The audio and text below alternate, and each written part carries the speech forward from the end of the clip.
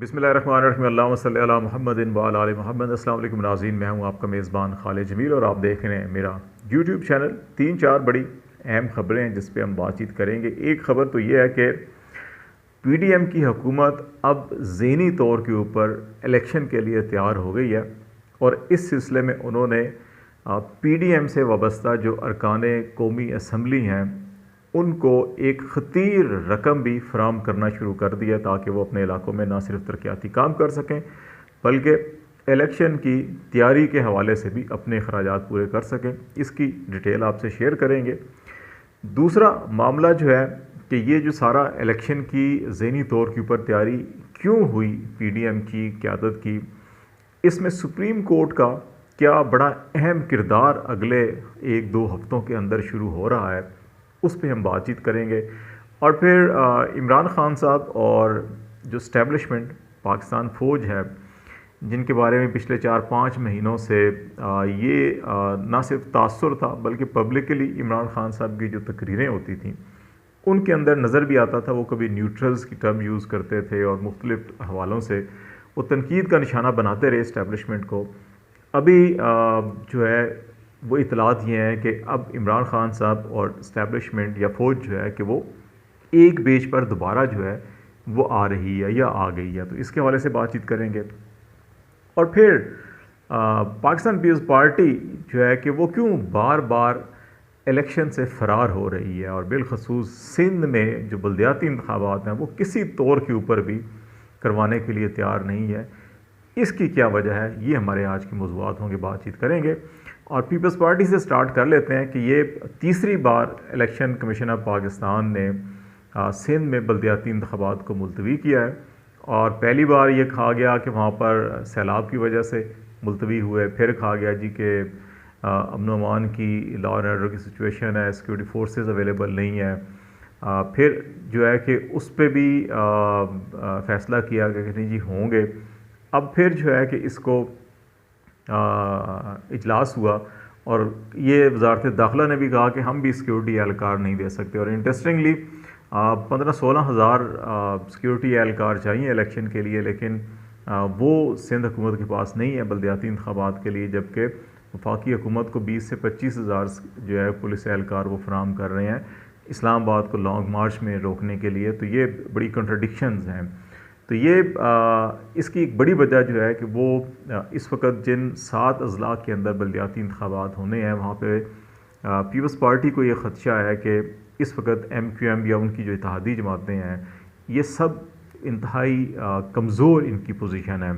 ज़िमनी election Karachi में जो हुए, मलीर की सीट को निकाल के अगर अलग देखें तो तमाम जमातें मिलकर PTI को शिकस्त नहीं दे सकें।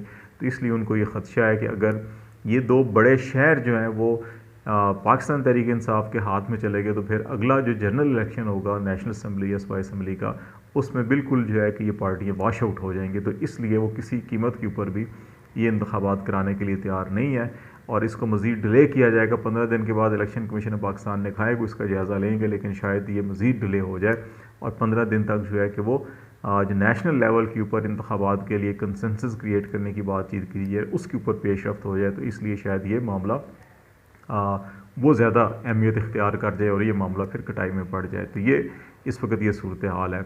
दूसरा मामला जो है कि सुप्रीम कोर्ट क्या बड़ा अहम किरदार अदा करने जा रही है और इलेक्शन की जो तैयारी के हवाले से ज़हनी तौर के ऊपर क्यों ये तैयार हो गए हैं। इस वक्त जो है हमने पहले भी कई बार कहा कि PDM की लीडरशिप ने, बिलावल साहब ने, शहबाज शरीफ साहब ने सुप्रीम कोर्ट ऑफ पाकिस्तान में कमिटमेंट दी थी जब चीफ जस्टिस ने डिप्टी स्पीकर रूलिंग केस के ऊपर फ़ैसले के करीब पहुँचे तो कहा कि सियासी जमातें तो आवाम से रजू करती हैं, तो आप फिर आवाम से क्यों नहीं रजू करते, आप इलेक्शन में जाएँ।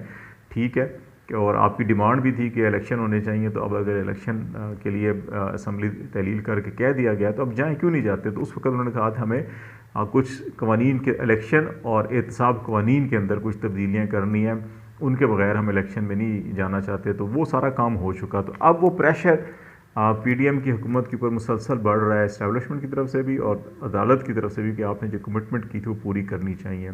राना सलाउल्लाह साहब ने भी 1-2 दिन पहले जो है कि वो TV टॉक शो में कहा कि अगर जत्था लेकर आते हैं, चढ़ाई करते हैं, तो फिर तो कोई मामला नहीं है, फिर तो इलेक्शन अगस्त में ही होंगे। लेकिन अगर बात करते हैं कंसेंसस क्रिएट करने की बात करते हैं, तो फिर इस पे बात हो सकती है, इलेक्शन पहले हो सकते हैं। तो ये इंडिकेशन है कि हुकूमत भी अब तैयार है इस सिलसिले में, और इसको इस हवाले से इसकी तस्दीक होती है कि मामलात इलेक्शन की तरफ जा रहे हैं कि फेडरल गवर्नमेंट ने 87 अरब रुपए जो हैं कि वो इसकी मंजूरी दी है, और 174 अरकान कौमी असम्बली इस वक्त हैं इत्तेहादी हुकूमतों के, पाकिस्तान पीपल्स पार्टी, नून लीग और बाकी जो MKM और दीगर इत्तेहादी जमातें हैं, उनको 50-50 करोड़ हर रुकन कौमी असम्बली के हल्के के लिए दिया जाएगा। और वो किस अंदाज़ में इस्तेमाल होता है, पाकिस्तान की तारीख भरी हुई है कि किस तरह से ठेकेदार अपने होते हैं, कंपनी अपनी होती हैं, डेवलपमेंट के काम कम होते हैं और पैसा ज़्यादा खाया जाता है। तो ये 50 करोड़ बराह रास्त जो है कि इलेक्शन की तैयारी के लिए हर रुकन कौमी असम्बली को PDM की जमात से जो वाबस्ता हैं उनको दिए जा रहे हैं। अप्रूवल हो गई है कैबिनेट मीटिंग में, पहली जो ट्रांच है वो 17 अरब की, उसको रिलीज़ भी कर दिया गया और कहा गया जी ये फौरी तौर के ऊपर दे दें, और उसके बाद ये इनसे स्कीमें मांगें और इनको जो है कि फौरी तौर के ऊपर इसी महीने के अंदर जो ये रिलीज़ कर दिए जाएंगे। तो इसका मतलब ये है कि इससे पहले कि इलेक्शन अनाउंस हो, कोई चीज़ हो, तो पहले से पैसे जो हैं कि वो मुख्तस कर दिए जाएँ और रिलीज़ कर दिए जाएँ इन स्कीमों के लिए, और उसका जो है बेनिफिट ऑन ग्राउंड उठाया जाए। तो ये हो रहा है।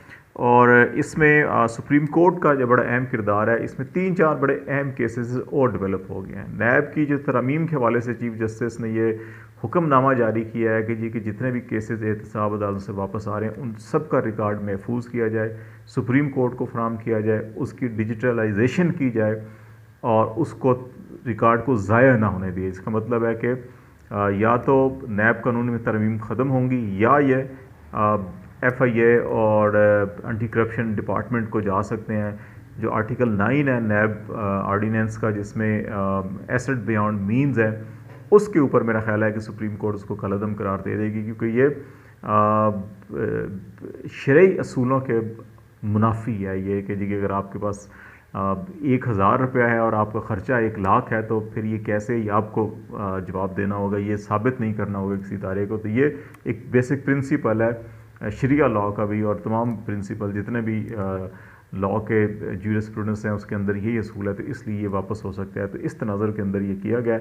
तो इसलिए ये ख़तरे की घंटी अभी इन सारी जमातों के सर पे घूमती रहेगी। फिर चीफ इलेक्शन कमिश्नर के ख़िलाफ़ रेफरेंस जो है जो सुप्रीम जुडिशल काउंसिल में फ़ाइल कर दिया गया PTI की जानिब से। इमरान खान के ख़िलाफ़ जो वजारत दाखिला की दरख्वास्त थी तौहीन अदालत की, वो 20 अक्टूबर के लिए रख ली गई है, और 5 रुकनी बेंच चीफ जस्टिस की सरबराही में उसकी समाअत करेगा।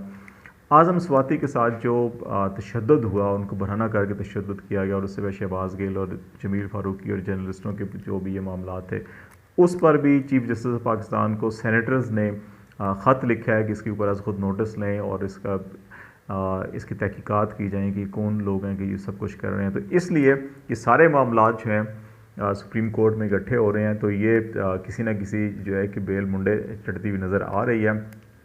एक और मामला जो इमरान खान का और इस्टेब्लिशमेंट का जो है कि वो अभी अमेरिकी सदर बाइडन ने पाकिस्तान के न्यूक्लियर एसेट्स के बारे में जो बयान दिया था, उसको फौरी तौर के ऊपर पाकिस्तान तहरीक इंसाफ के सरबराह इमरान खान ने, साबिक़ प्राइम मिनिस्टर ने जिस अंदाज में ट्वीट के ऊपर रिस्पॉन्ड किया था और उसके ऊपर जो क्वेश्चंस रेज़ किए थे बाइडन के ऊपर, GHQ के अंदर कोर कमांडर कॉन्फ्रेंस हुई और फौजी लीडरशिप ने तमाम ने भी पाकिस्तान के न्यूक्लियर एसेट्स को और पाकिस्तान की रियासत को महफूज तरीन करार दिया, और उन्होंने वही मौक़िफ़ था जो इमरान खान का था।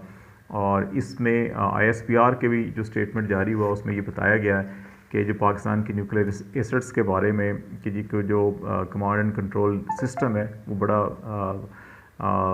आलमी मेयारात के मुताबिक है, और जितने भी सेफ्टी एंड सिक्योरिटी के मेजर्स होते हैं इंटरनेशनल स्टैंडर्ड्स के, वो पाकिस्तान के अंदर भी मौजूद हैं। तो इसलिए पाकिस्तान एक ज़िम्मेदार न्यूक्लियर स्टेट है, और इसके बारे में इस किस्म की जो गैर ज़िम्मेदाराना जो स्टेटमेंट है उसकी एक किस्म की डायरेक्टली तो प्रेसिडेंट बाइडन का नाम नहीं लिया गया, ना उनके मजम्मत की गई या मुस्तरद किया गया, लेकिन ये बयान जारी करके जो है कि एक मैसेज दिया गया कि पाकिस्तान की पहले पॉलिटिकल लीडरशिप की तरफ से मैसेज आया, फिर पाकिस्तान की गवर्नमेंट की तरफ से बाद में मैसेज आया, और फिर अब जो है कि अस्करी लीडरशिप की तरफ से ये मैसेज आया, एक मुतफिका मैसेज जो है कि अमेरिका को देने की कोशिश की गई है। तो लेट्स सी, इलेक्शन की तैयारियां जो हैं कि वो बज़ाहिर नज़र आ रही हैं।